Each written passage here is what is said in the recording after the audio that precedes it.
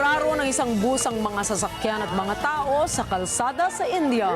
Ating alamin kung ano ang dahilan ng insidente mula sa mga detalye ng balitang ibabahagi maya-maya. Magandang gabi, ako po si Ricky Matay. Ako si Nina Richie Alagaw Flores, ito ang mata ng Agila International. Para naman sa mga headlines ngayong araw ng Martes.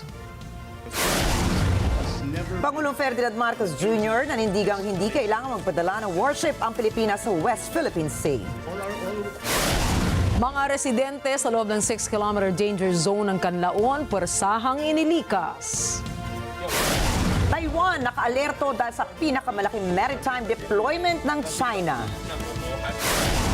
Google nag-develop ng bagong quantum computing chip.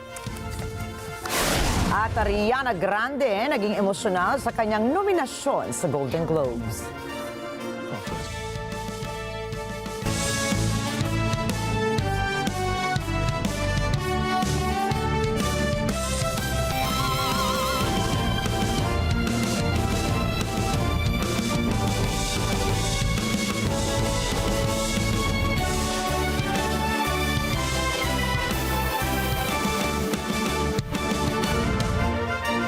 Nanindigan si Pangulong Ferdinand Marcos Jr. na hindi kailangan magpadala ng Pilipinas ng warship sa West Philippine Sea o WPS. Yan ay kahit na nananatiling agresibo ang China laban sa mga sasakyang pandagat ng Pilipinas. Ayon sa Pangulo, the Philippines has never been an agent of escalation of tension. Hindi rin anya makikipagdigma ang Pilipinas at ang prioridad anya ng gobyerno ay ang suportahan ng mga mangingisdang Pilipino at protektahan ang territorial rights ng bansa sa WPS. The Philippines has never been an agent of escalation of tensions, so we will not do that. All we are doing is resupplying our fishermen, protecting our territorial rights. Again, it will be provocative and will be seen as an escalation. We don't do that. The Philippines does not escalate tensions. Quite the opposite. The Philippines always tries to bring down the level of tension. Matagumpay na naisagawa ng Philippine Fleet ang kauna-unahang pagbubuklod, pagsasama-sama, pagsisikap na serye na military exercise sa lupa at karagatan. Ayon kay Philippine Fleet spokesperson Lieutenant Giovanni Badidles, ipinakita ng exercise ang dedikasyon ng Navy sa pagtatanggol sa soberanya ng Pilipinas. Naglalaman ng ilang complicated maneuvering and live fire drills ang military exercise kung saan ipinakita ng fleet ang kanilang iba't ibang kakayahan. Kabilang po rito ang bagong unmanned aerial system ng militar. Nagsimula ang exercise noong Nobyembre 28 at magtatapos naman sa Disyembre 6 matapos ang karagdagang mga drills na nakatuon naman sa intelligence, surveillance at reconnaissance warfare.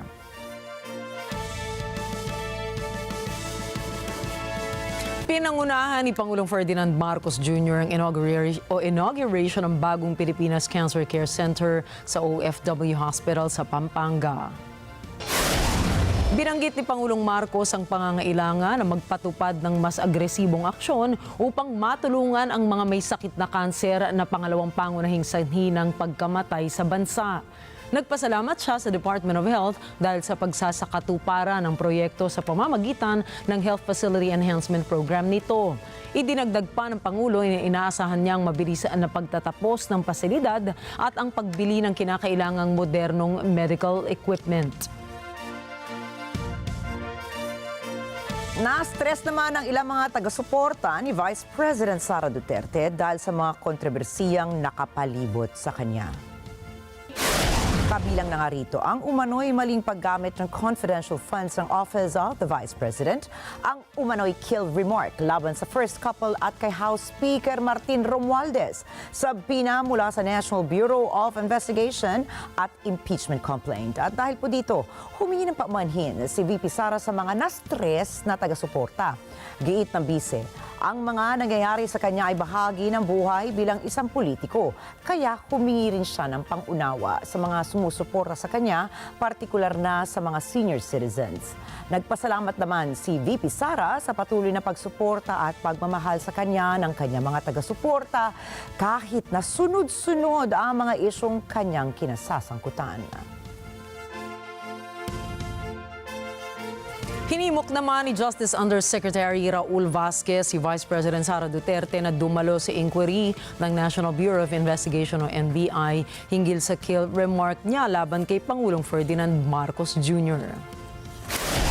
Muling binigyan diin ni Vasquez na dapat dumalo ang pangalawang Pangulo sa NBI inquiry dahil bahagi ito ng legal process. Una na kasing nag-anunsyo si VP Sara na intensyon nitong hindi dumalo sa nakatakdang NBI probe sa December 11. At nitong Lunes, nag-issue ang NBI ng panibagong sabpina kay Duterte para magpaliwanag ukol sa naging kill remark niya. Target ng Pilipinas at ng Denmark na magtatag ng kooperasyon sa pagitan ng kanilang mga Coast Guards. Natalakay ito sa naging bilateral meeting ni Foreign Affairs Secretary Enrique Manalo at Danish Foreign Minister Lars Løkke Rasmussen. Pinag-usapan din ng dalawang top officials ang ukol sa pakikipagtulungan ng Danish defense industry sa depensa naman ng Pilipinas. Subalit, binigyan diin ni Rasmussen na premature pa niya para sabihin may posibilidad ng Coast Guard to Coast Guard cooperation sa pagitan ng Pilipinas at ng Denmark. Bumisita rin ang Danish Foreign Minister sa headquarters ng Philippine Coast Guard sa Maynila, kung saan naman ay nabriefing siya sa kalagayan sa West Philippine Sea. Tinitingnan din ni Rasmussen ang mga hakbang na gagawin ng Denmark para mapalakas ang kapasidad ng PCG. Balitang panahon, inaasahan ang pag-asa na may mabubuong bagyo sa loob ng Philippine Area of Responsibility o PAR sa susunod na linggo. Batay sa forecast ng State Weather Bureau, mula December 16 hanggang December 22 ay may posibilidad na may mabuong sama ng panahon sa bahaging timog ng Tropical Cyclone Advisory Domain. Dagdag ng pag-asa, kung may pumasok na bagyo sa PAR ay tatawagin itong Kerubin at ito na ang pang-17 bagyong tumama sa Pilipinas.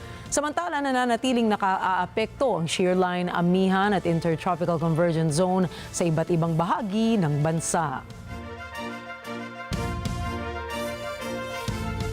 Puwersahan ng pinalikas ng mga otoridad ang mga residenteng nasa loob ng 6-kilometer danger zone sa paligid ng Bulkang Kanlaon.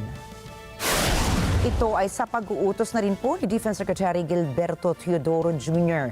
Ayon kay Teodoro, aabot sa 54,000 residente ang kailangang ilikas, partikular na sa bayan ng La Castella sa Negros Occidental at Kanlaon City sa Negros Oriental na pinaka-naaapektuhan ng ashfall. Saad pa ng kalihim, simula pa kahapon ay nakatutok din sa kalagayan doon si Pangulong Ferdinand Marcos Jr. Ipinag-utos anya ng Pangulo ang agarang pagresponde sa pangangailangan ng mga local government units sa mga apektadong lugar. Kung itataas naman sa Alert Level 4 ang Bulkang Kanlaon ay mas paiigtingin pa ang evacuation efforts sa loob naman ng 10-kilometer danger zone.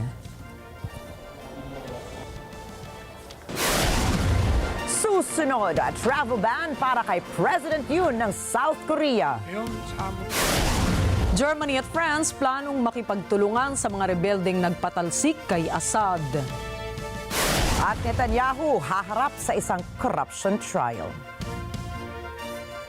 Ang iba pa mga balita sa pagbabalik na mata ng Agila International.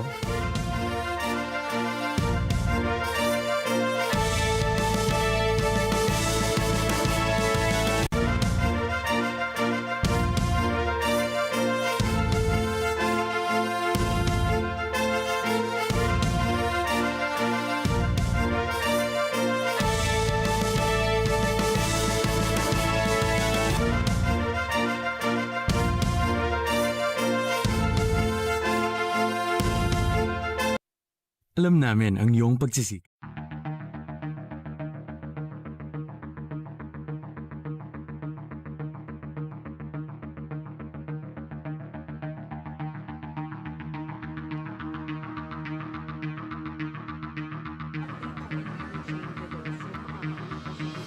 Well, we were asked by the expecting a total of 54,000 people who we are. So yes, we are ready to support the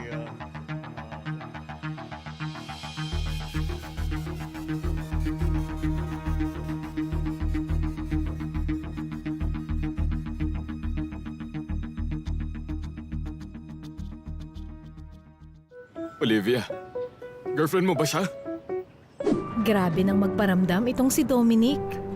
Date na ba talaga to? Pero sino itong biglang e-eksena? Ex-leading lady laban sa current leading lady.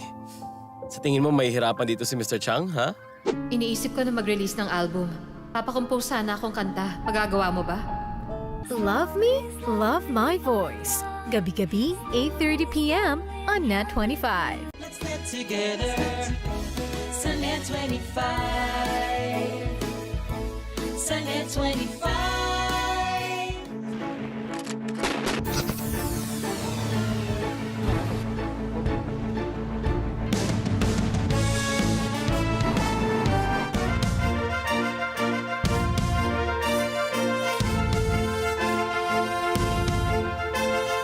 Itinaas na ng Taiwanese Defense Ministry sa threat level na severe ang kanilang protocol dahil sa laki ng Chinese maritime fleet na nasa katubigan ng Taipei. 这个数字的的确确非常惊人，而且回过头来，这些数字所散布的位置，它已经超过了，如我刚刚前面讲的，超过了台湾、广东在第一岛链跟第二岛链之间，所以意图是什么？我想不言而喻，我们大家都非常的清楚。 Ayon kay Defense Ministry spokesperson Sun Lifang, ito na ang pinakamalaking puwersa ng mga barkong pinadala ng Beijing sa halos 3 dekada na maihahambing sa laki ng fleet na ipinadala noong Chinese War Games na isinagawa bago ang 1996 Taiwanese election. Kahapon lamang ay inilagay sa high alert status ang Taiwanese Coast Guard at National Guard sa pagdating ng mga barko ng China.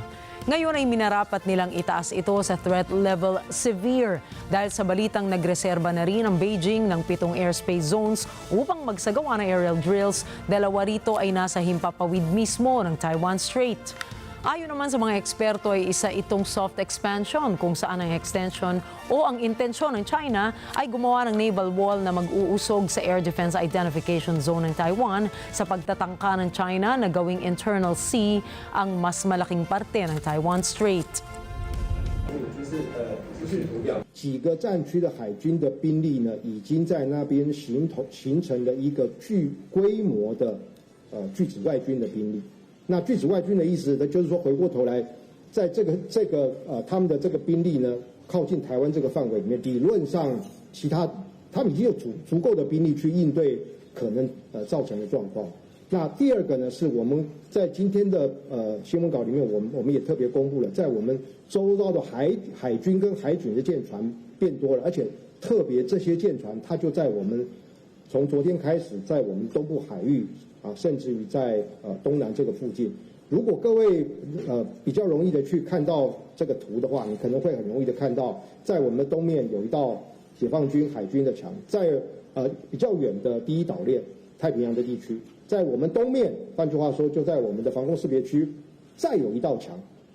那这两道所形成的，就是把我们他想要传递的讯息非常简单，台海内水化。 所以这个事情，台海的议题由中国人民解放军、中华人民共和国他们来处理。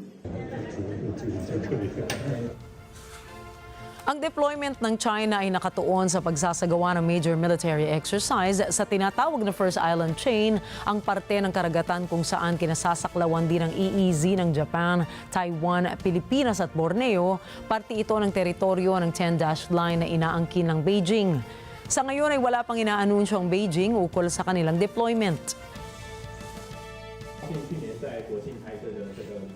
到目前为止，我们并没有接获到中共官方或者是解放军宣告任何的军演，所以它都是在一个常态性的训练的这个状态之下。但是在常态性的训练状态之下，它可以动用了这么大规模的兵力，在这样大的区域范围来做这样子的这个训练，我想值得我们关注的不仅仅是回头我刚刚讲的，由言转讯，由讯转演，由言转战，而是这样的情况之下，对周遭国家可能带来的这个影响，那还有可能造成的冲击。特色除了刚刚简报中。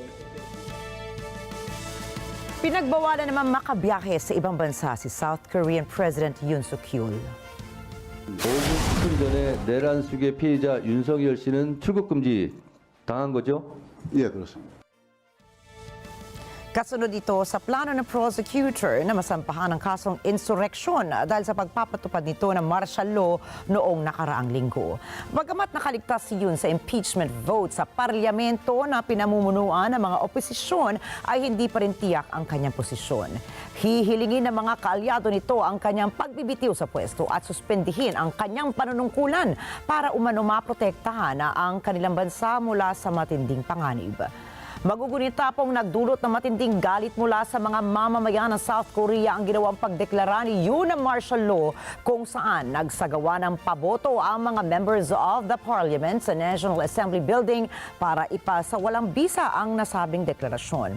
Matapos naman ang mahigit na 6 na oras ay binawi ni Yoon ang nasabing deklarasyon at ito ay tuluyang humingi ng paumanhin sa kanyang mga mamamayan. Samantala, inanunsyo ng People Power Party ng South Korea na pinag-uusapan na nila ang posibleng pagre-resign ni President Yoon Suk-yeol sa pwesto sa Pebrero. Bukod sa pagre-resign, pinaplano rin ng partido na magsagawa ng isang snap election para sa magiging kapalit ni Yoon sa pagitan ng Abril o Mayo ng 2025. Humingi na ng paumanhin si Yoon para sa kanyang deklarasyon ng martial law noong nakaraang linggo na nagdulot naman ng matinding political crisis sa bansa, ngunit hindi pa rin siya formal na bumibitiw sa posisyon. Samantala, nakatakdang harapin ni Yoon ang ikalawang impeachment vote sa Sabado na maaaring magresulta sa mas maagang pagbaba niya sa pwesto. Nagbabala si Chinese leader Xi Jinping na walang mananalo sa nakaambang US trade war. Nangako si Xi na pangangalagaan ito ang interes ng China sa oras na totohanin ni US President-elect Donald Trump ang banta nitong karagdagang taripa sa China at sa iba pang bansa. Tiniyak din ng Chinese leader na handa itong makipagdialogo sa gobyerno ni Trump upang palawakin ang kooperasyon ng Beijing at ng Washington. Bukas din ang opisyal na ayusin ng dalawang bansa ang mga pagkakaiba nito at itaguyod nila ni Trump ang pag-unlad ng relasyon ng China at ng Estados Unidos patungo sa isang matatag na direksyon. Sa ibang balita, pinuri ni Ukrainian President Volodymyr Zelensky si US President-elect Donald Trump bilang isa sa mga kakaunting leader na kinatatakutan ni Russian President Vladimir Putin. Ipinahayag ito ni President Zelensky matapos makipagpulong kay Trump at kay French President Emmanuel Macron sa Paris nitong weekend. Передусім, я хочу подякувати президенту Еммануелю Макрону за те, що він організував нашу зустріч, важлива зустріч Еммануеля, моя і президента Трампа. Дуже хороша зустріч. Важливо, що вона конструктивна і атмосфера важлива, що ми розмовляємо, ми говоримо про Україну, говорили вже ж тільки про Україну і про українців, і про те, як підтримати, і які сильні українці, які вистояли всю цю навалу російської агресії, і те, що ми всі хочемо, щоб був мир. Але для нас дуже важливо, і це наша позиція, щоб мир був справедливий для всіх нас, і щоб не було можливості у Росії, у Путіна колись або ще якихось агресорів, щоб не було у них можливості повернутися. І це найважливіше – справедливий мир і гарантії безпеки, сильні гарантії безпеки для України. І домовились, що ми будемо продовжувати працювати. Ayon pa kay Zelensky, tanging ang Estados Unidos lamang ang may kakayahang wakasan ng digmaan, ngunit binigyan din rin niya ang pangangailangan ng United Front mula sa buong mundo. Inihayag ng Germany at France ang kanilang kahandaang makipagtulungan sa Syrian rebel groups na nagpabagsak sa kanilang presidente na si Bashar al-Assad. Ayon mismo kay German Chancellor Olaf Scholz at French President Emmanuel Macron, tinatanggap nila ang pagbagsak sa kapangyarihan ni Assad na kinikilala nila na nagdulot ng matinding paghihirap para sa mga Syrians. Sinabi pa ng gobyerno ng Germany na parehong sumang-ayon ang dalawang leaders na makipagtulungan sa bagong pamahalaan ng Syria. Subalit, may mga kondisyon kagaya ng pagrespeto sa fundamental human rights at proteksyon ng ethnic minorities sa bansa.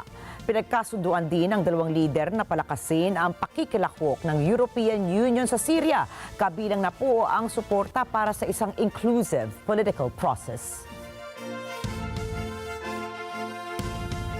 Samantala, nagbigay ng reaksyon ng United Nations envoy para sa Syria tungkol sa mga araw na kakaharapin ng bansa matapos patalsikin ng mga rebeldo roon si Pangulong Bashar al-Assad. Rose Papa Angeles para sa detalye.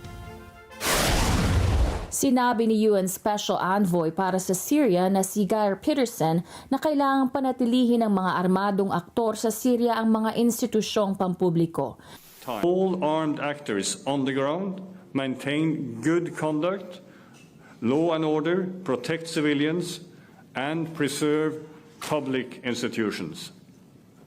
Let me urge all Syrians to prioritize dialogue, unity, and respect for international humanitarian law and human rights as they seek to rebuild their society. Dagdag nito, wala siyang impormasyon kung nasaan na si Syrian President Bashar al-Assad. Good question. I think we're all asking the same questions today, and frankly, I have no more information than you have.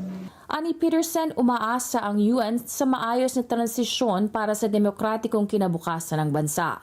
Lalo na anyat ang prominenteng rebeldeng grupo na Hayat Tahrir al-Sham o HTS ay isang globally designated terrorist group na tila problema sa ilang mga institusyon. The situation on the ground has changed dramatically. Obviously, the fact that HTS is a listed group creates challenges. It's extremely important that, as I said, that we now see on the ground a development that proves that we can achieve, a transition to what I hope will be a democratic future for Syria. And here we are following, of course, extremely closely what is happening on the ground with all armed factions. And then there are certain procedures in place that will have to be followed if they are to be delisted. That is a process that I'm not in control of, but obviously we will continue to work to try, as I said, to make sure that we have as an inclusive process as possible. But let me be honest, this is work in progress. Noong linggo, idineklara ng mga rebelde sa Syria na napatalsik na nito si al-Assad. Ito ay matapos masugpo ng mga rebelde ang Damascus. Makaraan ng higit sa 13 civil war, tumakas si al-Assad na nagwakas sa pamumuno ng kanyang pamilya sa loob ng ilang dekada. Humarap ang mga rebelde sa malaking dagok dulot ng impluwensya ng Russia at Iran sa gitna ng rehiyon. Ang mga ito ay kaalyado na sumuporta kay Assad sa mga kritikal na bahagi ng labanan. Rose Papa Angeles para sa mata ng Agila International, trusted, connected, on point. Ibinunyag ngayon ng Hamas na ipinagpatuloy na ng Israel ang ceasefire deal. Ayon po kay Bassem Naim, isa sa mga political officials ng Hamas, patuloy ang ginagawang negosasyon ng mga international mediators sa Palestinian group at Israel sa ceasefire sa Gaza. Umaasa itong sinasabing pag-uusap ay matutuldukan na ang gyera na umabot na sa mahigit 14 na buwan. Natigil lamang kasi ang ceasefire negotiations noong nakaraang buwan matapos na isuspinde ng Qatar ang pag-uusap sa mga mediators mula Egypt at US dahil sa pagkadismaya na walang anumang nakikita itong pag-usad sa pagitan ng Hamas at Israel. Sa kabila naman ito ay nagpapatuloy pa rin ang pag-atake ng Israel sa mga pinaghihinalaang kampo ng Hamas hanggat sa hindi pa pinapakawalan ng naturang grupo ang hawak nilang mga bihag. Ayon naman sa Hamas ay ginagamit nila ang mga bihag bilang bargaining tools upang mapigilan ang tuluyang pagsakop ng Israel sa Gaza. Inaasahang haharap na si Israeli Prime Minister Benjamin Netanyahu sa korte ngayong Martes para humarap sa matagal ng corruption cases laban sa kanya. Pinagbigyan si Netanyahu ng korte na i-delay ang pagsisimula ng kanyang court appearance dahil sa digmaan sa Gaza laban sa Hamas. Subalit noong nakaraang Huwebes, iniutos na ng judges ang pag-uumpisa ng kanyang pagharap na itinakdang magaganap 3 beses sa isang linggo. Si Netanyahu ay kinasuhan noong 2019 sa 3 magkakahiwalay na kaso, kabilang ang pagtanggap ng isang expensive gift mula sa kanyang millionaire friends at paghingi ng pabor sa media tycoons kapalit ng magandang coverage. Itinanggi niya ang lahat ng alegasyon na ito laban sa kanya at iginiit na wala siyang ginawang mali. Tinawag naman ni US President-elect Donald Trump na isang weekend state na ang Russia at ang Iran. Paliwanag ni Trump sa media platform na Truth Social, ang Iran ay isa ng mahinang estado dahil sa matagumpay na pakikipaglaban ng Israel dito. Mahinang estado na rin anya ang Russia dahil sa Ukraine. Sinabi pa ni Trump na hindi na maganda ang ekonomiya ng Moscow. Anya, nawalan na ng interes ang Russia sa Syria dahil sa pakikipagdigma nito sa Ukraine. Hinikayat din ng bagong leader ng Washington ang Ukraine at si Kyiv leader Volodymyr Zelensky na makipagkasundo na dahil 400,000 sundalo na ang namamatay sa puwersa ng Kyiv. Marami na anyang buhay ang nasasayang, kaya't nanawagan din si Trump kay Russian President Vladimir Putin na aksyonan na ang nasabing sitwasyon. Nagkita sina Prince William at US President-elect Donald Trump sa Paris, France. Si Trump ay kilalang taga-suporta ng British monarchy. Ayon sa mga lokal na balita, sinabihan ni Trump si Prince William na isang good-looking guy ito. Binanggit niya rin sa prinsipe na mabait itong tao. Nagkwento pa si Trump na kalahating oras silang nag-usap ni Prince William kung saan ay hindi niya pinalampas na kumustahin sina King Charles at Princess Kate. Sinabi naman ni Prince William na nasa mabuting kalagayan si Princess Kate habang si King Charles naman anya ay patuloy na nakikipaglaban. Dati nang naibalita na nahaharap sa matindi at personal na pagsubok ang British monarchy dahil parehong sumasailalim sa cancer treatments sina King Charles at Princess Kate.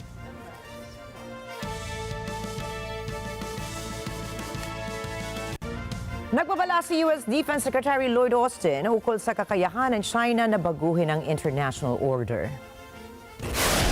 Giit na opisyal makikipagtulungan ng Estados Unidos sa mga like-minded partners nito at iba pang kaalyado upang mapanatili ang pagiging malaya at bukas ng Indo-Pacific para sa lahat. Tiniyak din ng opisyal na handa itong tulungan ang Taiwan sakaling kailangan itong ipagtanggol ang kanilang sarili. You know that this theater has been described as our pacing challenge. And I described it as our pacing challenge because the PRC is the only country in the world that has the intent and increasingly the capability to change the rules-based international order. And so, you know, we want to see this region, this area remain open to freedom of navigation and the ability to fly the skies and international airways whenever we want to. We want to see that remain.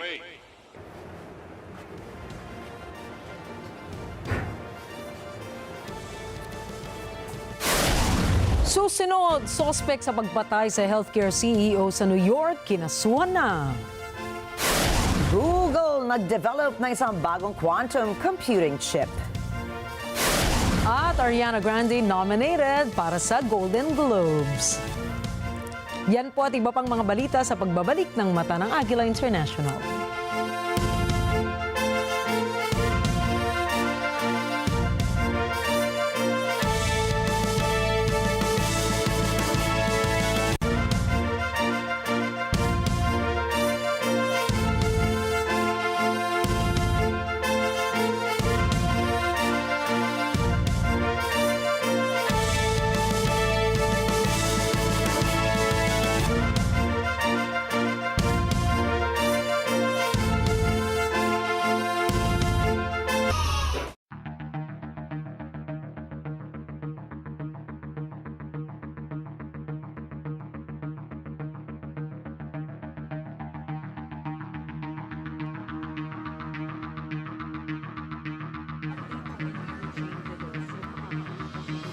Well, you know, we were asked by the affecting a total of 54,000 people. So yes, we are ready to support the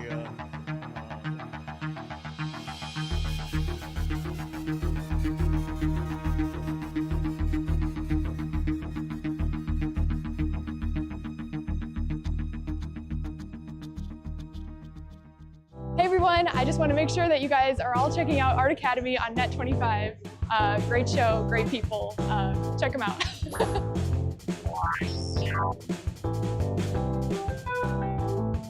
Let's get together. Sa NET25. Sa NET25.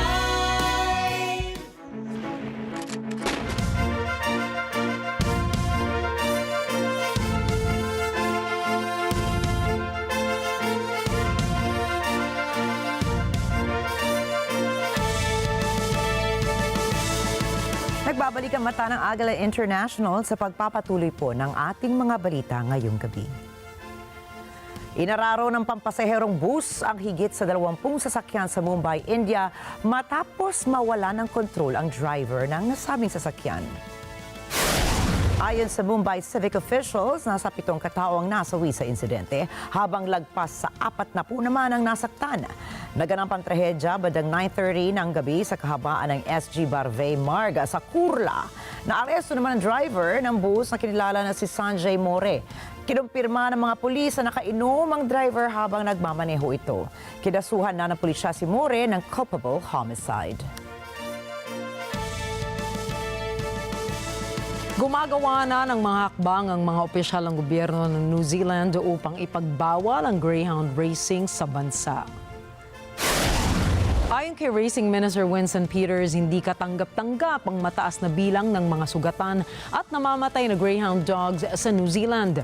Binigyan lamang ni Peters ng 20-month transition period ang mga kinauukulan upang i-rehome ng mga racing organizations ang 3,000 greyhounds.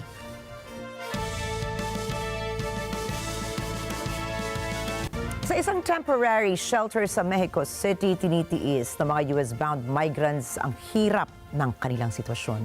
Bukod po sa gutom, may ilan na ring nagkakasakit. Inaalala rin ng mga migrante ang sobrang lamig ng temperatura sa kanilang paligid. Narito po si Angel Guzman para sa detalye ng balita. Nakikipaglaban sa kagat ng matinding lamig ang mga migranteng ito sa Mexico City. Lula ng mga tolda sa La Soledad Square, hindi malaman ng mga magulang kung paano ang gagawin, lalo na't nagsimula nang magkasakit ang mga bata. No aguantamos mucho el frío de noche y en el día es puro calor, pues, y en veces que vienen regalando cubrecama para arroparnos, pues. Ya nosotros tenemos 7 meses aquí porque ya nosotros nos deportaron de allá de Texas. Ya tenemos 7 meses aquí, bueno, y aquí luchando, pues, aquí en Ciudad de México. Bueno, y el frío que no se soporta en las noches. Noong Huwebes, nag-issue ng double alert activation ang Integral Risk Management and Civil Protection para sa mga temperaturang 1 to 3 degrees Celsius. Ahorita, por el momento, estamos viviendo en un rancho. Y bueno, el frío, tenemos que arroparnos como con 5 cobijas encima, abrigar a los niños. Y ahorita la peste, o sea, la tos que está viniendo mucho por ahí. Y últimamente, bueno, los niños ahorita me la está siguiendo con gripa y todo eso, pues, pero a través del frío. Ilan sa mga migrante, bata man o matanda, ay nagkakasya sa mga bigay ng kumot, damit at sapin sa paa.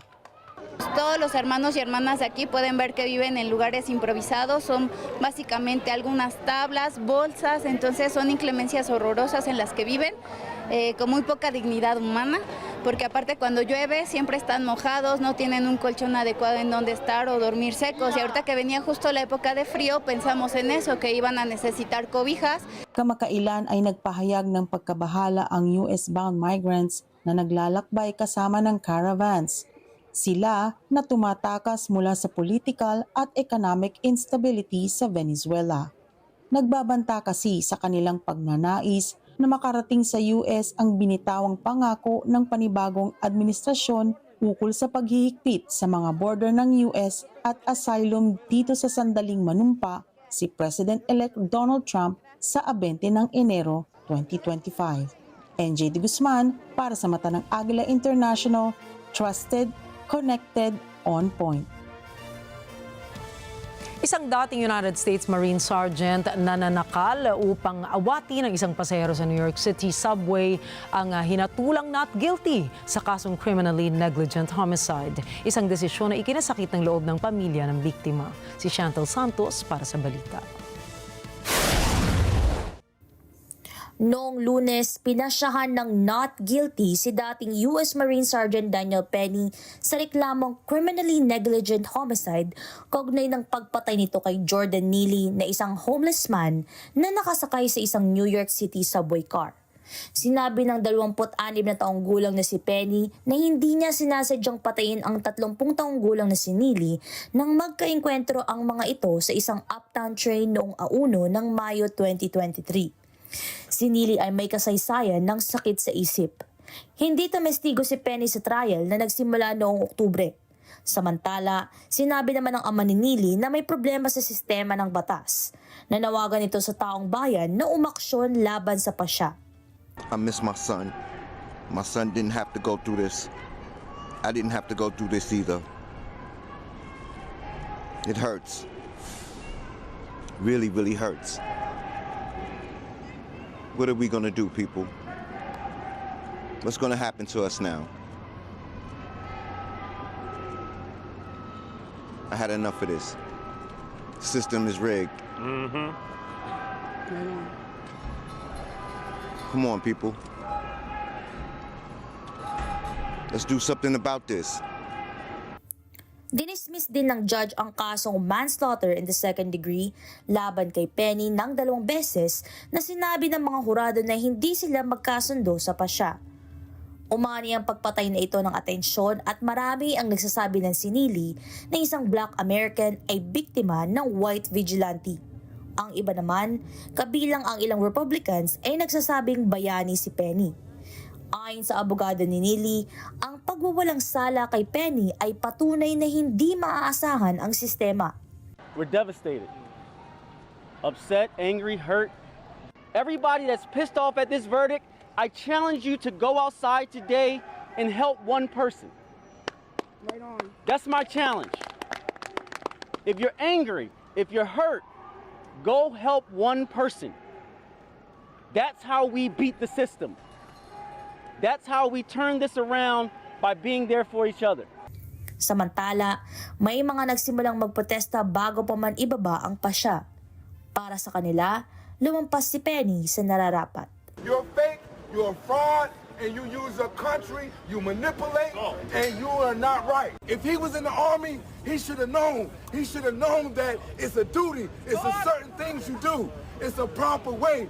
He knew he went past the mark. Not the Army, he was in the Marines. Okay, it doesn't matter. It's a service. It's a big difference. It's a service. It doesn't matter. It's the government. All of it is the same, just different branches. Now, how was he innocent?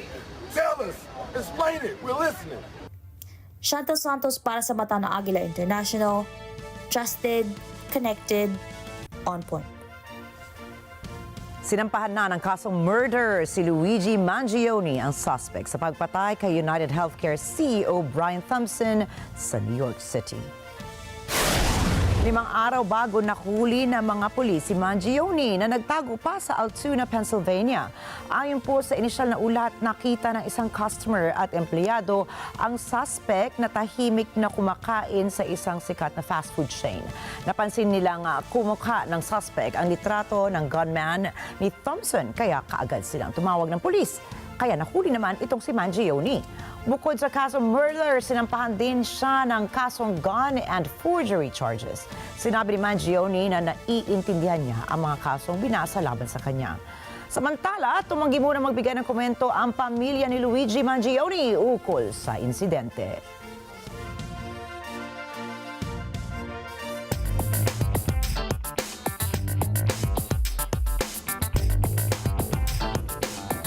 Sa Canada, pahinga sa buwis ng 2 buwan ang mga mamimili ng ilang mga produkto. Ito ay bilang tulong ng pamahalaang makaalwas kahit kaunti ang mga mamamayan doon. Alamin natin ang mga detalye mula kay Cherry Recolizado.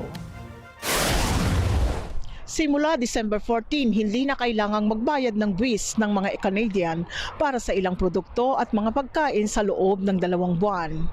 Ito ay isang hakbang para magbigay ng ginhawa sa mga individual at mga pamilya sa gitna ng pagtaas ng presyo ng mga bilihin at mga suliraning pang-ekonomiya.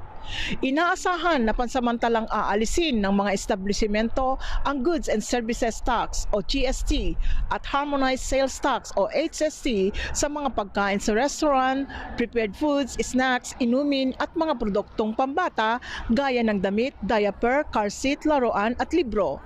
Ang bawas buwis na ito ay inaasahang tatagal hanggang February 15, 2025.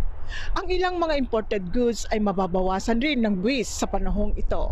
Ang pagbawas ng buwis na ito sa pagtatapos ng taon ay tinatayang makakatulong sa mga Canadian na makatipid ng humigit kumulang $1.6 billion sa federal taxes. Ang mga pamilya dito sa Ontario ay makakatipid ng higit sa $100 sa GST at higit sa $260 sa HST sa susunod na 2 buwan.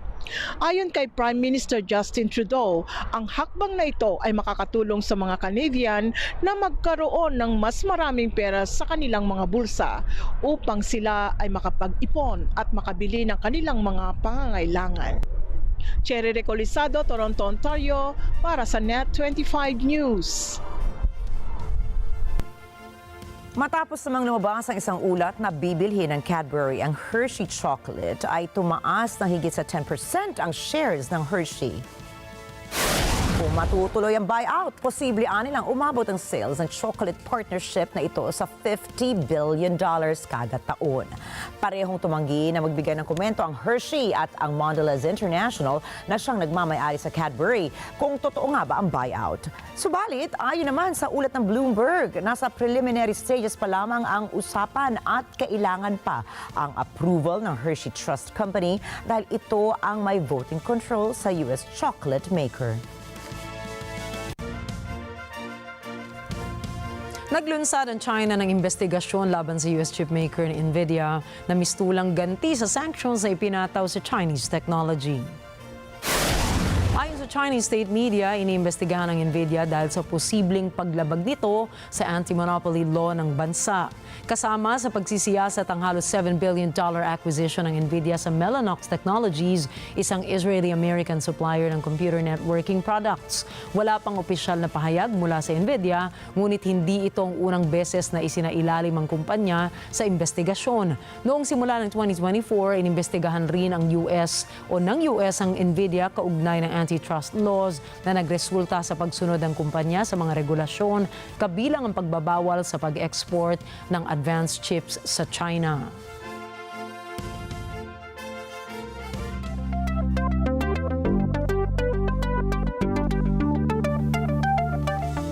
Isang dambuhalang solar thermal power station ang naging pundasyon ng Qinghai sa China para maisulong ang clean energy. Ayon sa lokal na ulat, naka-install ang higit sa 4,000 heliostats mirror na nagsisilbing harvester ng solar thermal energy. Makikita ang photovoltaic park sa Golmud City sa Haixi, Mongolian and Tibetan Autonomous Prefecture. May kapasidad ang naturang power station na makapag-generate ng 24 hours sa supply ng kuryente ng tuloy-tuloy. Batay naman po sa kalkulasyon ng mga otoridad, ang annual power generation ng power station ay kayang umabot sa 120 million kilowatt hours.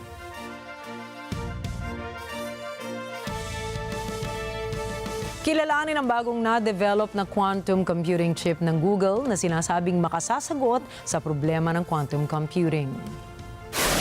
Ayon sa Google, ang Willow ay may taglay na 105 qubits o quantum bits, isang unit of information sa quantum computing sa pagproseso ng impormasyon. Paliwanag din tech giant, mabilis ang qubits pero prone ito sa mga errors kung kaya't kanilang binuo ang Willow na may mataas na bilang ng qubits. Saad pa ng kumpanya, mas mababa ang magiging error sa pagproseso ng impormasyon kapag mas mataas ang bilang ng qubits ng isang chip. Dahil rito, maraming karibal na kumpanya ng Google ang gumagawa na rin ng sarili nilang quantum computing chips para kalabanin ang Willow.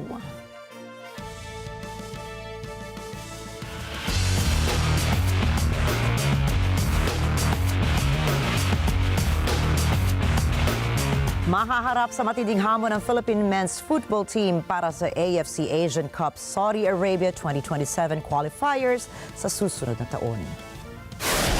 Sa isinagawang draw nitong araw ng Lunes sa AFC House sa Kuala Lumpur, Malaysia, ay nahanay ang Pilipinas sa Tajikistan, Maldives at Timor-Leste para sa third and final round ng qualifiers na sisimulang laruin sa March 2025. Unang makakaharap nila ang Maldives sa March 26 at November 18, 2025 na susundan ng Tajikistan sa June 10, 2025 at March 31, 2026 at Timor-Leste sa October 9 at 14, 2025.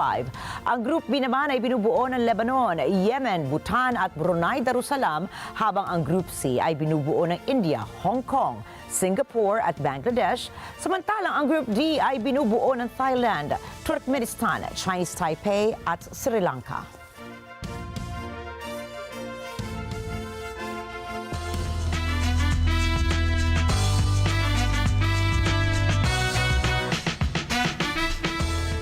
Emosyonal ang singer na si Ariana Grande matapos na manomina ito sa Golden Globes. Nakuha niya kasi sa unang pagkakataon ang Golden Globe nomination para sa Best Supporting Female Actor in a Motion Picture para sa role na pop star sa Wicked. Makakasama rin niya ang kanyang co-star na si Cynthia Erivo para sa kategorya ng Best Performance by a Female Actor in a Motion Picture. Sa social media account ito ay sinabi nitong labis itong natutuwa at para sa kanya ay isang malaking karangalan ang makilala ng Golden Globes. Makatutunggali nito si kapwa singer na Selena Gomez sa parehas na kategorya sa pagganap nito sa pelikulang Emilia Perez at sa ibang kategorya naman ay nominado rin si Gomez sa Only Murders in the Building.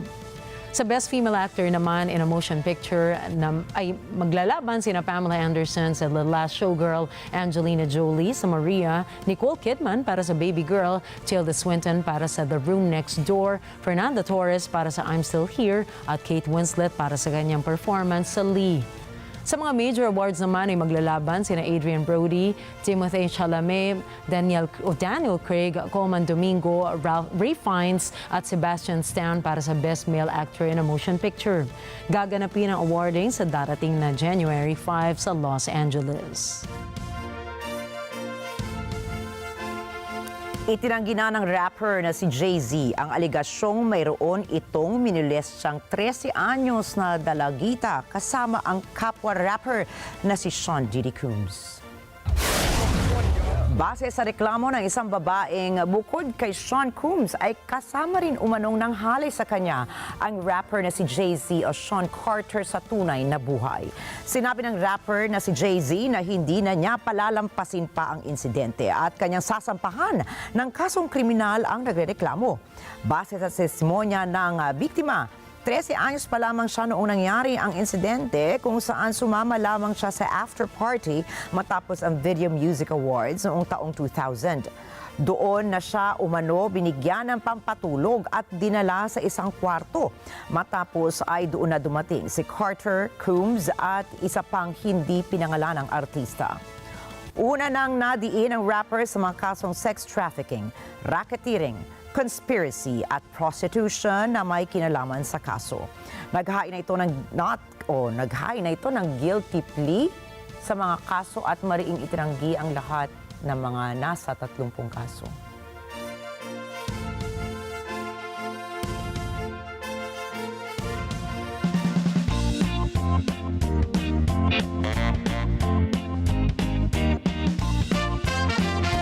Health is wealth, ika nga, pero sa China pwede na ring maging source of income ang pakikiisa sa healthy activity tulad ng mountain climbing.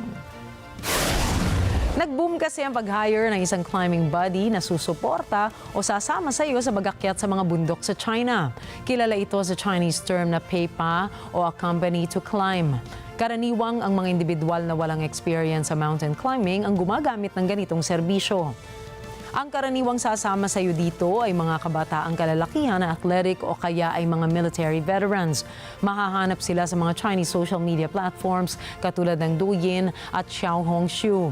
Umaabot ng 200 hanggang 600 yuan o $30 to $85 kada trip ang karaniwang fees na hinihingi nila. Ayon sa kalkulasyon ng isang climbing buddy na si Chen, nakaipon siya ng halos 20,000 won o $2,800 po yan kada buwan sa loob ng 40 trips.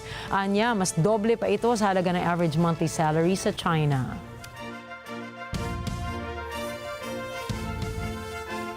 Nakasakay na po ba kayo sa isang train na kayang bumilis hanggang 155 miles per hour at matulog na rin kayo sa biyahe? Aba, tara na at ating alamin ang sleeper train ng China.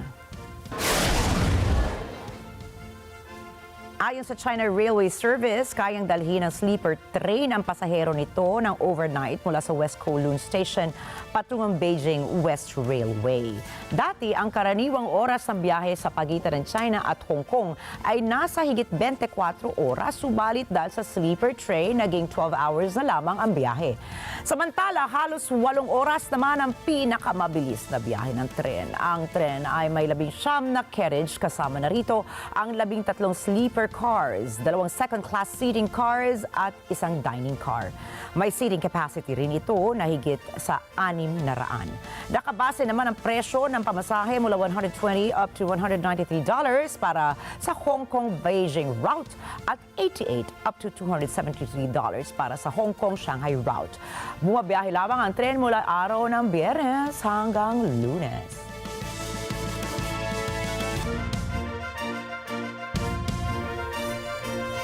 Ayan, ikaw ba, sasakay ka ba sa ganyan? Pwede, pero masarap naman din siguro, hindi mo mapapansin, ano? Parang ang natry ko lang yung bullet train naman ng Japan. Ako din. Napakabilis, ano? Parang, Sobra. At saka, alam ba, nagtatrabaho pa ako, type ako, susulat-sulat pa ako. So kalma siya, di ba? Kasi nga very smooth yung daanan nun eh. Pero ito, hindi ako sure kasi parang hindi ba parang ma-anxious ka or hindi ako sanay matulog sa biyahe. Yung mag-work gaya ng sinasabi mo, 'di ba, na nakagawa ka parang kung ano-ano habang nandun sa train. Pero yung matulog, parang I'm not so sure. Dapat siguro piliin mo yung oras ng biyahe na matutulog ka na. Oo, 'di ba? Pwede. Diba? Yung anto ka na rin naman kasi talaga. Ako siguro ang mas hindi. Balikan natin, Nina, no? Isang article natin, yung item natin kanina. Ang hindi nakakatulog ngayon siguro si Sean Diddy Combs. Ay, oo. Dahil matatandaan din, nag-plead po siya ng not guilty sa lahat po ng 13 na charges set against him, but he was denied bail pa rin. Tapos ngayon naman, nasasangkot naman itong rapper na to na si Jay-Z. Na kamakailan lang, pinag-usapan natin na di ba parang inilagay sa pedestal itong si Beyonce dahil nga hindi siya sumasali o pumapatol sa mga kontrobersiya, di ba? Ngayon naman yung asawa niya sangkot.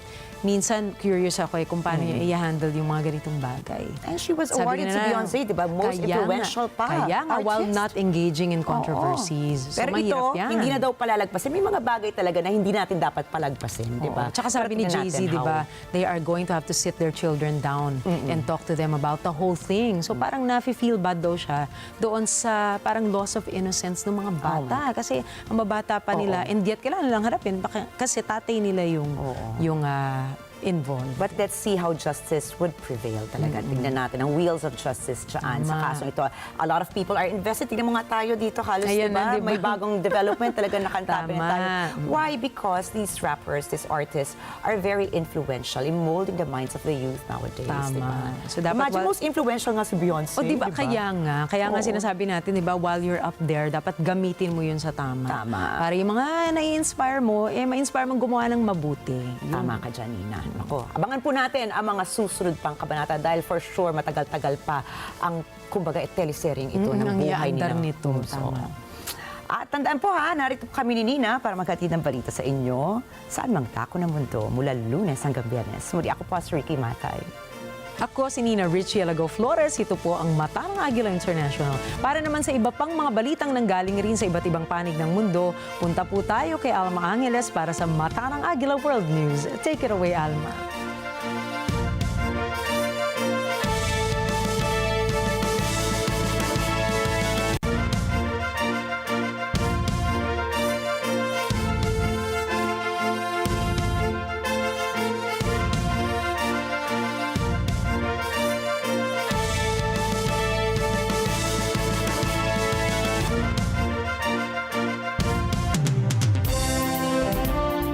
Thank you, Nina and Ricky. Good evening, everyone. I'm Alma Angeles for NET25 World News. On tonight's headlines.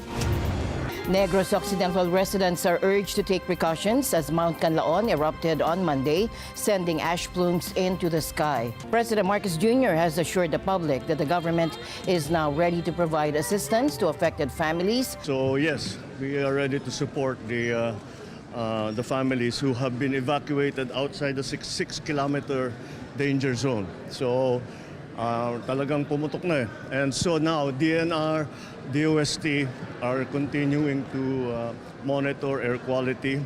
President Marcos Jr. made it clear today that the country will keep up its resupply missions in the South China Sea, despite a recent clash with Chinese vessels. He also emphasized that the Philippines has no intention of escalating tensions in the West Philippine Sea. We are not at war. We don't need Navy warships. All we are doing is resupplying our fishermen, protecting our territorial rights. Again, it will be provocative and will be seen as an escalation. We don't do that. The Philippines does not escalate tensions. Syrians and the world are beginning to deal with the fallout from President Bashar al-Assad's overthrow. Many Syrians who sought asylum elsewhere on the globe to escape Assad's atrocities are getting ready to return to their homeland. And political leaders nervously watch to see how the rebel groups who took over plan to govern the country. And public anger continues to boil over in South Korea as demonstrators flood the streets, calling for President Yoon Suk-yeol's removal from office following his controversial martial law declaration. The president's statement cannot be that short and just saying sorry. It's not supposed to end just like that. And the news starts now.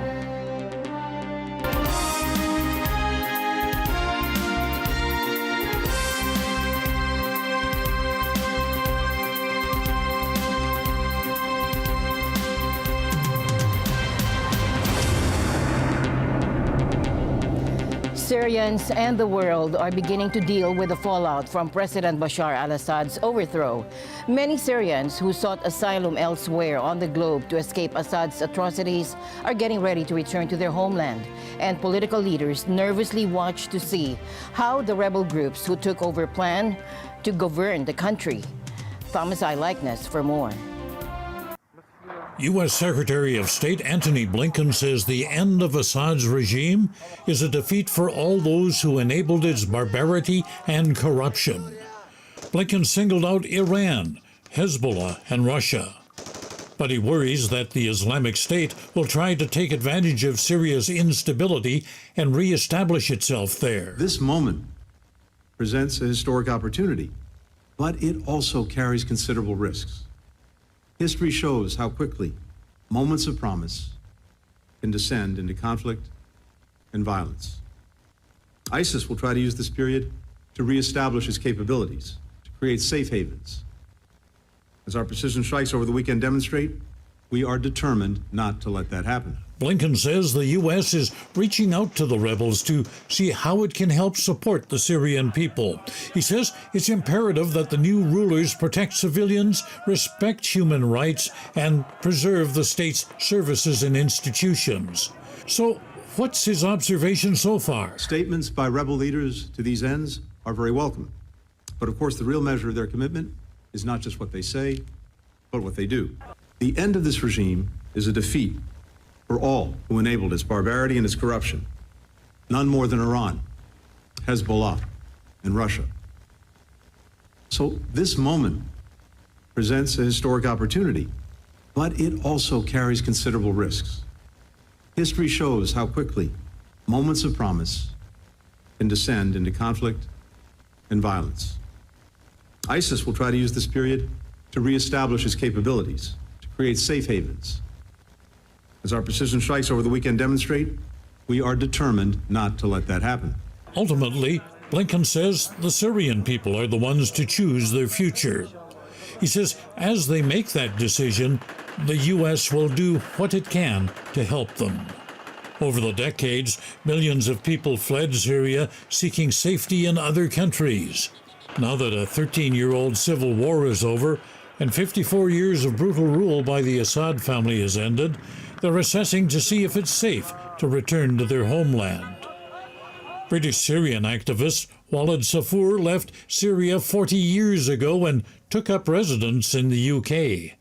At 74, he's already made up his mind, and he says he wants to visit the land he left as soon as he can. The first thing is to go and to visit the grave and the tomb of my mother. I was prevented from speaking to her before she died, to listen to her last words. This criminal regime prevented us even from to speak to our family in Syria. Others living in Europe aren't so anxious to travel back. They say it's too soon to make that decision. But these people who've been living in neighboring Lebanon don't have those fears. They're packed and on their way home. For many who stayed and endured the brutality of the Assad years, the nightmare continues. Here at Sednaya prison, people are scouring the filthy cells of the lockup. They're looking for any sign of long-detained relatives. This woman, Instar Al-Jaber, says she last visited the prison in 2014. She says, they told me my brother is dead and not to come back. They said, your brother is a terrorist and he died. So why is she here now? Al-Jaber says she came hoping to find her brother and that she doesn't believe that he's dead.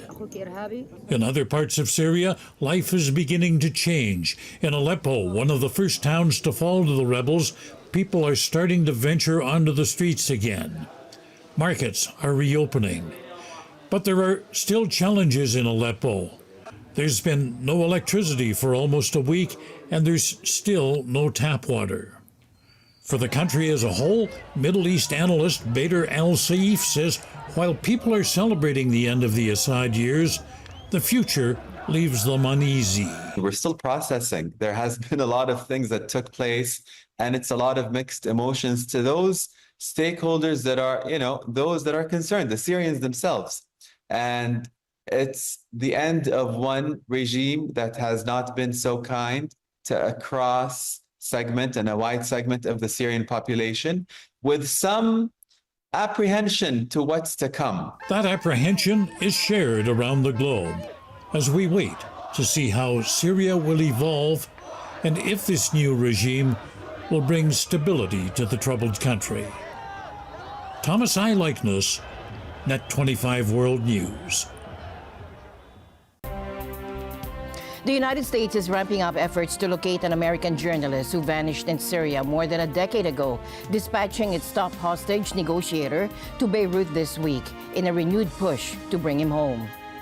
First, there are intensive efforts underway by the United States to find Austin Tice and bring him home to his family. Our special envoy for hostage affairs, Roger Carstens, is in Beirut, and we are pressing all parties in the region to support this effort.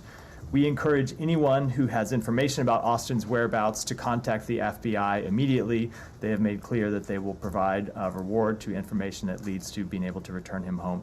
As Secretary Blinken has said directly to Austin's family, including in the past few days, we will not rest until he is returned home safely to his loved ones. So Roger's approach when it comes to returning home Americans who are unjustly detained has always been to really do everything possible to leave no stone unturned, to gather information from wherever he can and press anyone who is willing to take action to get American citizens home.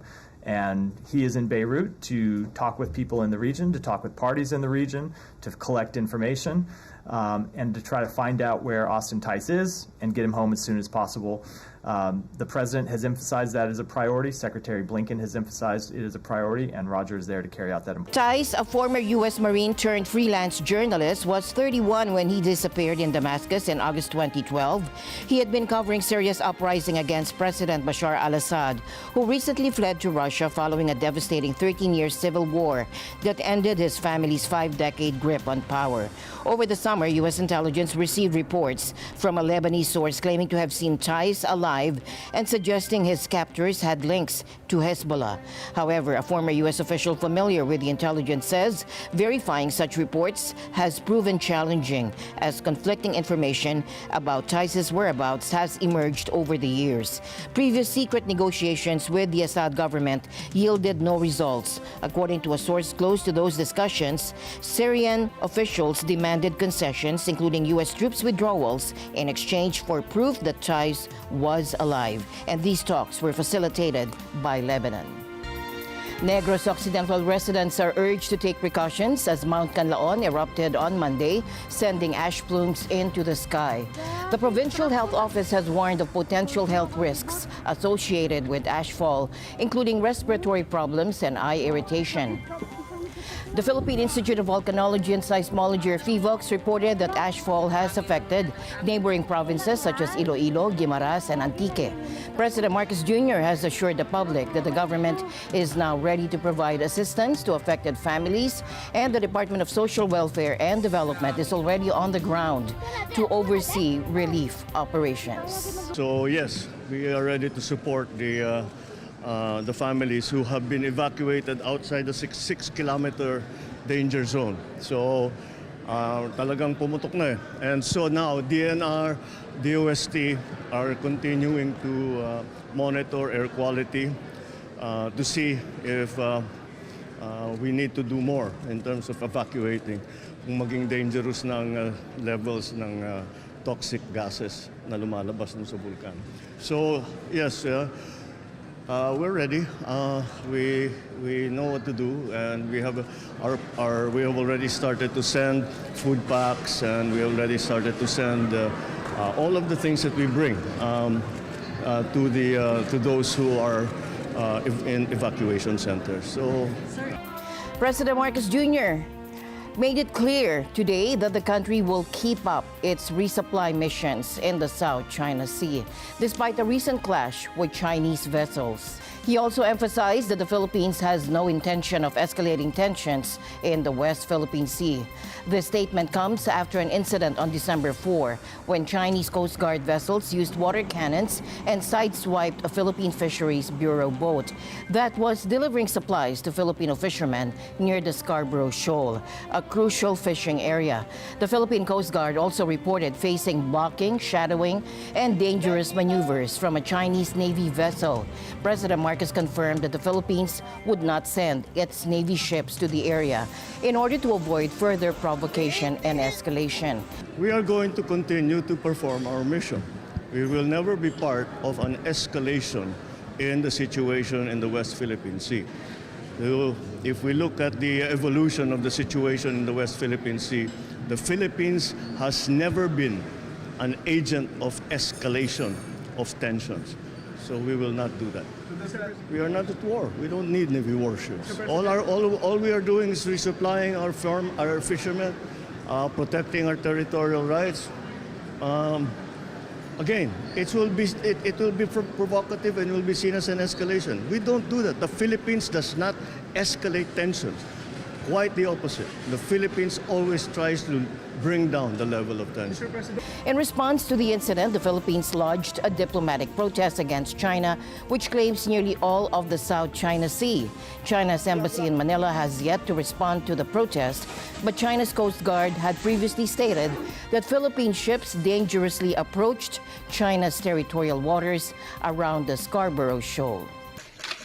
Meanwhile, U.S. Defense Secretary Lloyd Austin reaffirmed what he called his country's ironclad deterrence commitment to Japan and South Korea in the face of challenges posed by China in the East China Sea. Austin also met Japanese Prime Minister Shigeru Ishiba on Tuesday to discuss regional issues. Austin flew into Japan on Sunday after canceling a planned trip to South Korea following President Yoon Suk-yeol's botched attempt last week to impose a martial law. Now, we're clear-eyed about the challenges to peace and stability in this region and worldwide. And that includes coercive behavior by the People's Republic of China in the East China Sea and the South China Sea and elsewhere in the region. But we are meeting these challenges with confidence and resolve, and we remain committed to advancing our historic trilateral cooperation with the Republic of Korea. And let me be clear, America's extended deterrence commitment to Japan and to the Republic of Korea is ironclad. この最近の地域情勢を含めましていろんなことにつきまして会談を実施したいと思います。どうぞよろしくお願いいたします。 South Korea's parliament has passed a controversial budget bill, cutting billions from the government's original proposal, despite fierce opposition from the ruling party. The opposition-controlled National Assembly approved a 673.3 trillion won budget. That's about $470 billion, trimming more than 4 trillion won from the government's plan. The move came without an input from cabinet ministries or the ruling party. Opposition leader Lee Jae-myung says the cuts were necessary to address what he calls unease and crisis in the nation. But government officials warn these reductions could hamper essential services and delay aid to small businesses and vulnerable citizens. The budget battle has intensified political tensions in South Korea, Asia's fourth largest economy. President Yoon Suk-yeol briefly imposed martial law last week, citing the budget stalemate as one of the factors. According to the opposition Democratic Party, the cuts mainly target reserve funds and spending for the presidential office and prosecutors. They suggest any urgent funding needs could be met through a supplementary budget later. However, economists are raising red flags. They say reducing government spending could further strain South Korea's economy, which has already been struggling with weak exports and low consumer spending. And public anger continues to boil over in South Korea as demonstrators flood the streets, calling for President Yoon Suk-yeol's removal from office following his controversial martial law declaration. Take a look.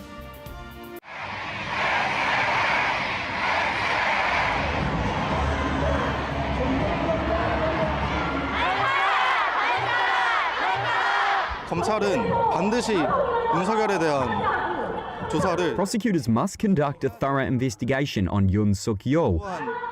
And for everybody that can, I think everyone should gather at the protest to push for his impeachment instead of letting him resign.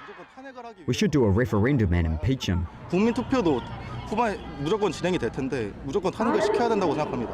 대통령 담화나 이런 게 그렇게 The president's statement cannot be that short and just saying sorry. It's not supposed to end just like that. The people were so scared that night and couldn't sleep well for the next few days, but he just tried to end it with a few words. I don't think it's the right way to end the situation, and I'm very disappointed about that. 저도 그거에 대해서 불만인 것 같습니다.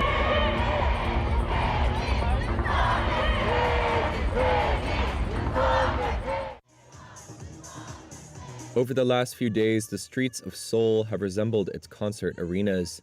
Customized light sticks popular with fans of K-pop are commonplace among demonstrators calling for the impeachment of President Yoon Suk-yeol after his failed martial law attempt last week. Since then, tens of thousands of protesters have braved the cold of South Korea in December to gather outside its National Assembly.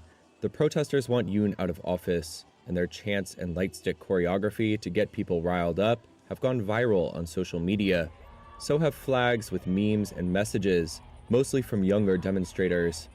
Protest MC Park Min-ju has strategically adopted catchy K-pop beats to keep the crowd energized and engaged. We will continue to hold the protest rallies, so I wanted to make people get excited to join the rallies without getting tired. Although we are in a serious situation, I prepared K-pop instrumentals and slogans for them to cheer people up. Ahead of an impeachment vote over the weekend, protesters chanted "Impeach Yoon Suk-yeol" to the beat of Whiplash by popular K-pop group aespa. It's all the latest flavor in a long, rich history of protests seen in South Korea since democracy took root there in the 80s. Past protests, including the 2016 impeachment of former President Park Geun-hye, were defined by candlelight rallies. Seoul-based music critic Kim Do-hun says K-pop light sticks offer a more vibrant and durable symbol of resistance, and that the pop music helps bring together protesters younger and older. 지금 현재로서 세대를 아우르고 For now, K-pop is the music that can attract every generation immediately. That's why many K-pop fans are gathering at the protest, and protest leaders are using K-pop songs. 적극적으로 활용하고 있다고 볼 수 있겠죠. And the news continues here on NET25. We'll be right back. This Sunday on Cine Throwback. President and Mrs. Kennedy arrived in Fort Worth from Houston. I want everybody downstairs to see the president. President Kennedy is being rushed to Parkland Hospital. Got something? It's the president. He's coming in. Just picked up somebody in Oak Cliff. They think he's the shooter. The Dallas police just announced the arrest of Lee H. Oswald. We had the assassin of the president in our office. We had him, and we could have stopped him. This was not supposed to happen.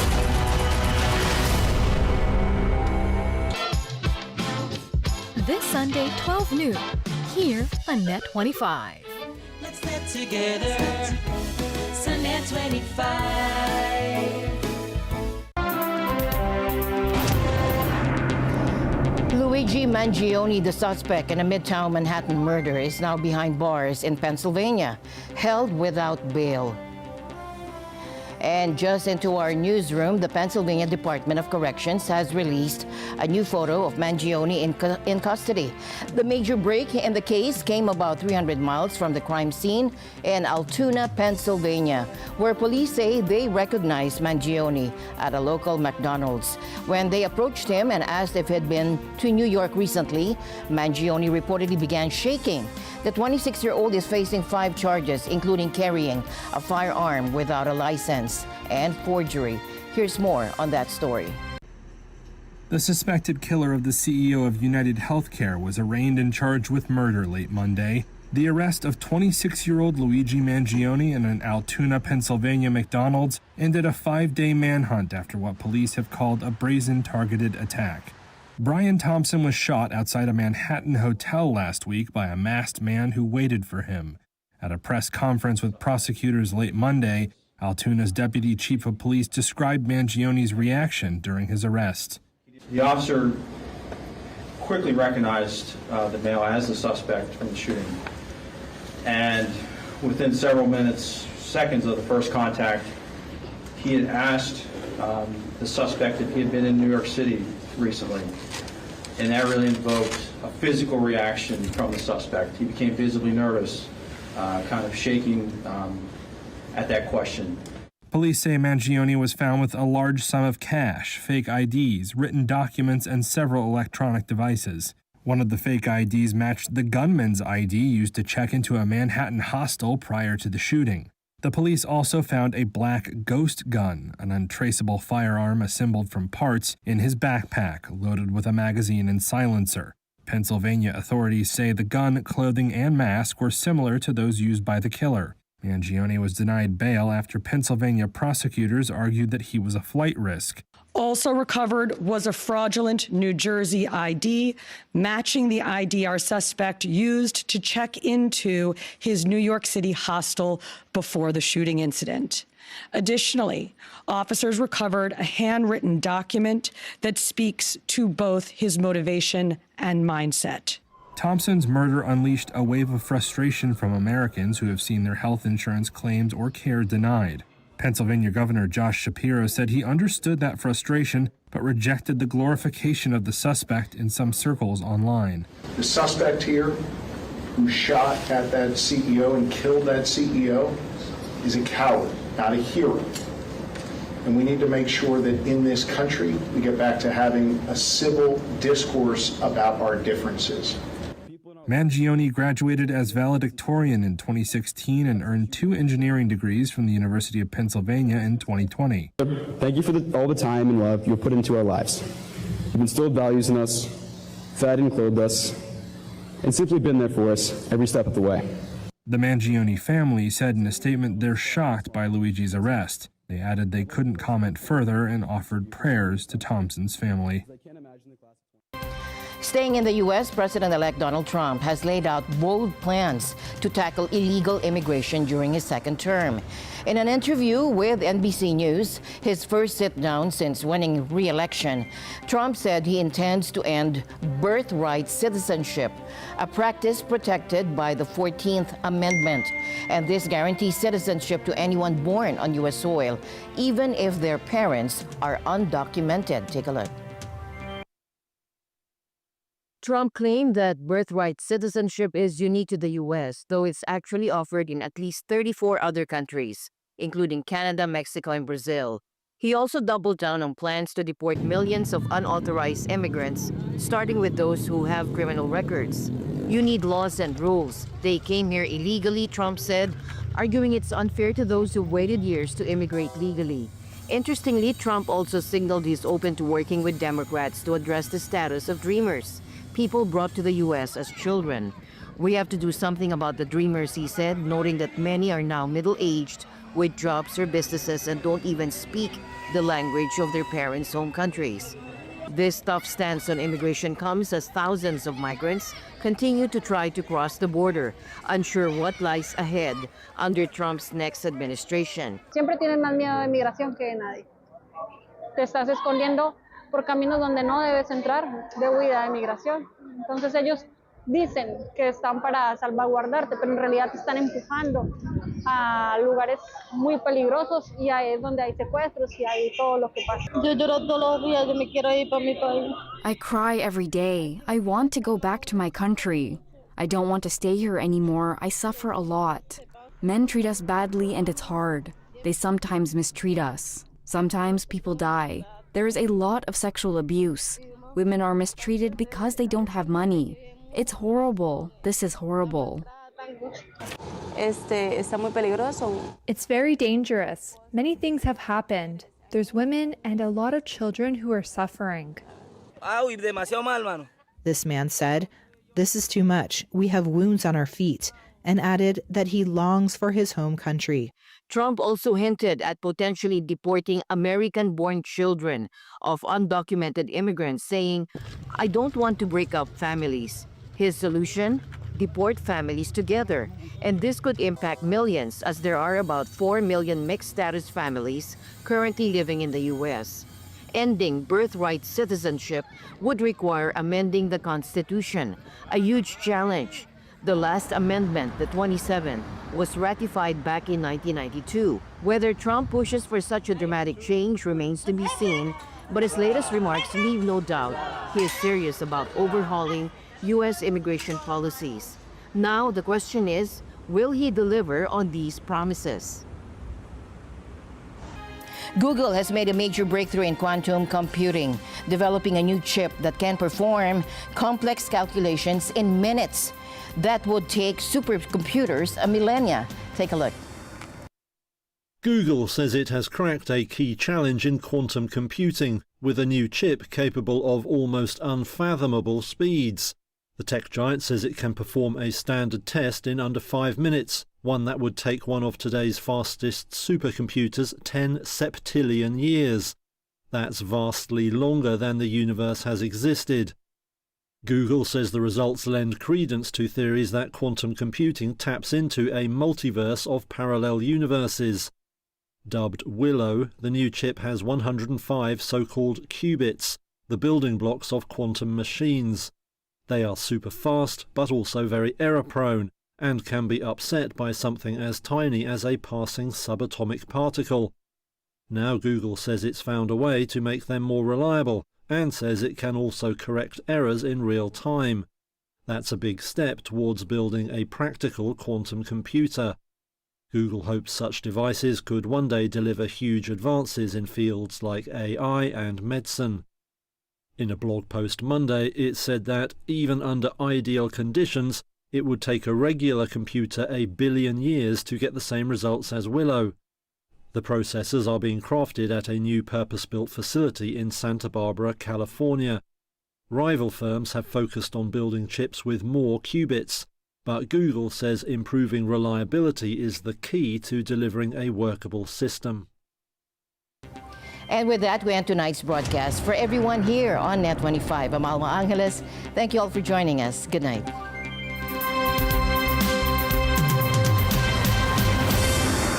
This program